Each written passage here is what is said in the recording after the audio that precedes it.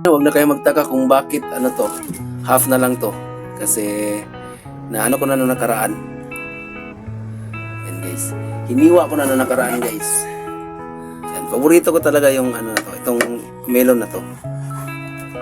Kasi yung maliit pa kami, yung papa ko may ano dito, may tanim ng ganito. Smash melon. Ito kasi yung ginagawang ice cream.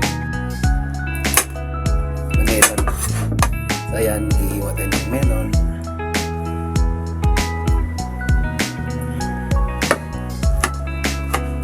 Masarap dito guys, lagyan ng gatas.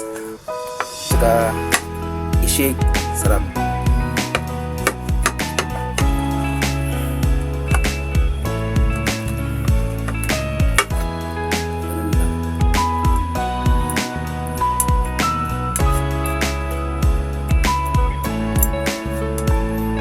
Yung ano yung buto niya parang pipino.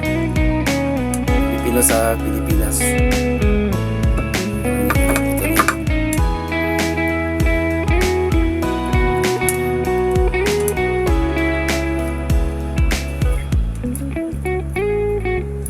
Sarap nito nung may tanim pa kami nito. Yung ano niya, yung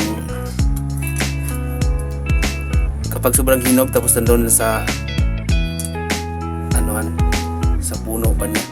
Sarap. Kasi inano lang namin pinukpok lang namin to sa bato dati.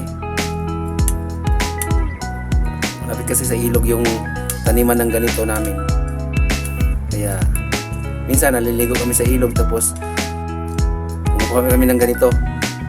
Kasi sa ilog kasi lahat kahit anong dalhin mo doon sa ilog, pag naliligo kayo, talagang ubos yan. Kasi iwan ko lang kung bakit ang sarap kumain doon sa ilog.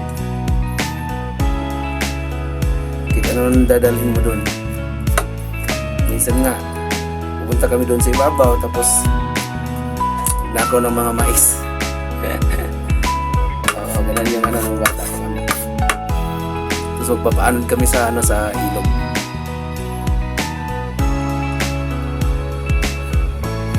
Kasi hindi mo kasi maliit ang plano. Ano kasi ito guys? Tanggal ko lang itong ano, buto.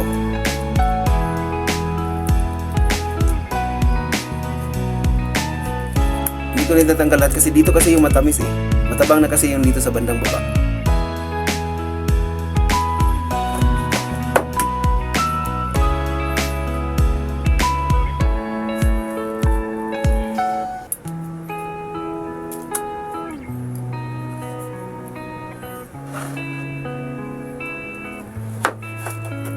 Sa Pilipinas, so pwede ito patubuin, seedling mo. Tutubo na itong bilad mo na sa araw.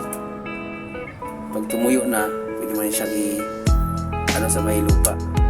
Tapos, tutubo lang yan. Yun, pag medyo lumaki na, pwede mo na siyang ilipat. Kung saan mo gustong taniman.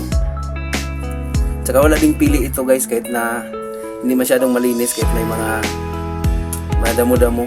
Tutubo to, sasabay to sa mga damo.